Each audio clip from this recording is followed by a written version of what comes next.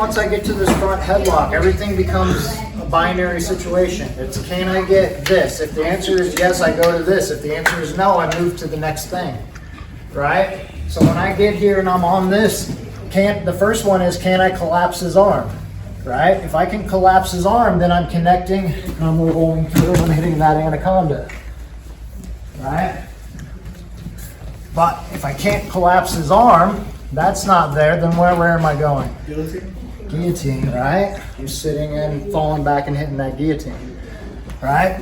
At any point, if he starts peeling my hand, then I'm losing his chin, so I start going for the 100%, right? If I can get under his arm, then we're coming into that 100%, and we're going to that crucifix, right? But in this case, we got here, he peeled the chin, I want crucifix, I couldn't get under his arm. So now, all his weight's in this arm. So you can't move it, so I can circle. Right, and we're here. So now the next question is, can I get my seatbelt?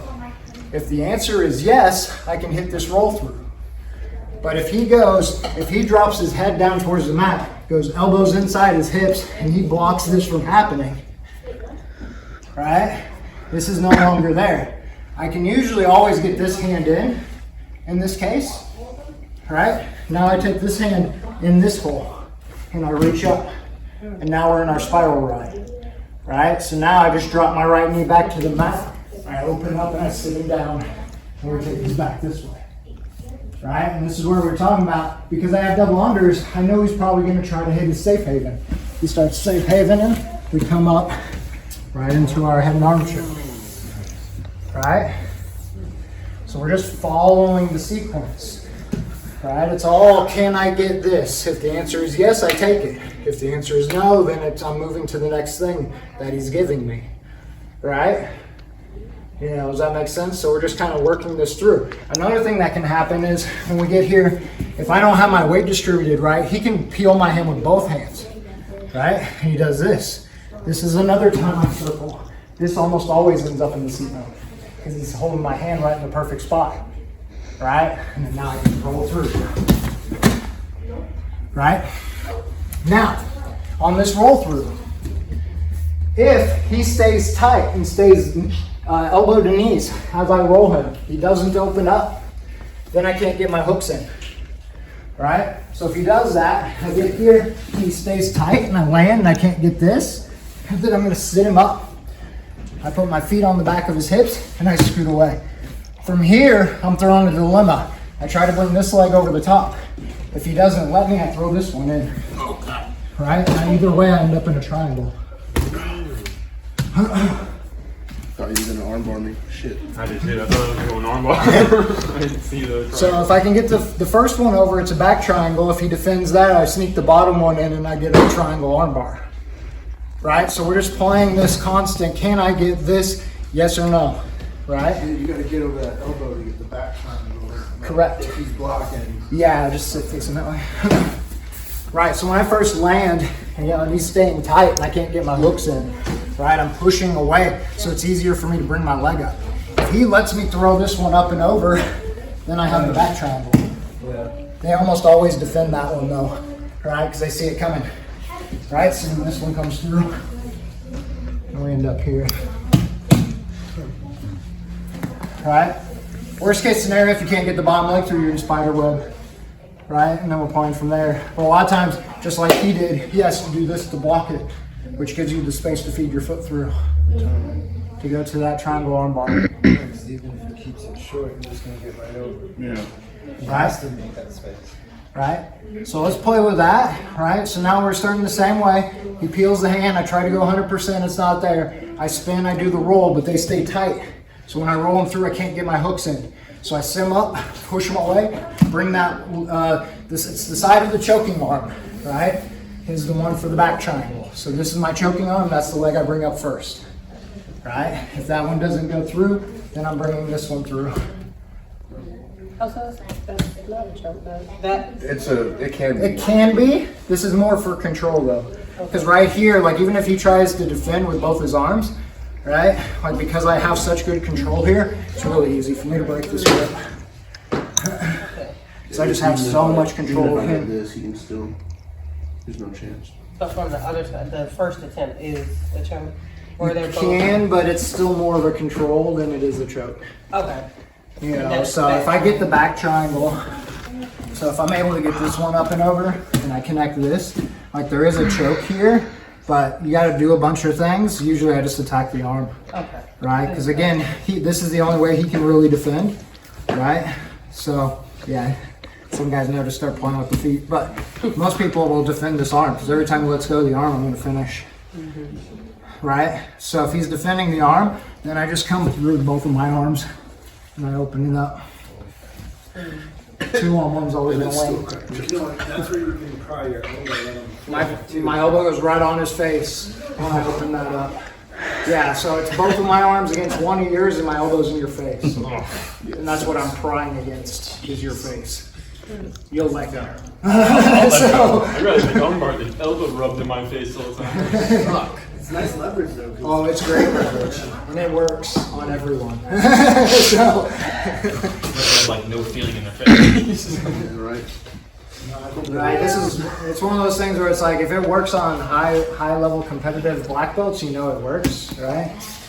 This is the one way if I can get to this spot that I can usually beat Sam if I can get to this back triangle. It's super hard to get there, right? You know, but this is one of the ways we can get there. You know, so start with the same sequence. This time when you roll them through, they stay tight. We're just pushing them away. We threaten the back triangle. If we get the back triangle, we're finishing from there. If we don't, then we're sneaking the other foot into that, triangle armbar. You said you're going feet to the hips and pushing them away? Yes, it's okay. Just go front and left. We'll do the whole thing, right?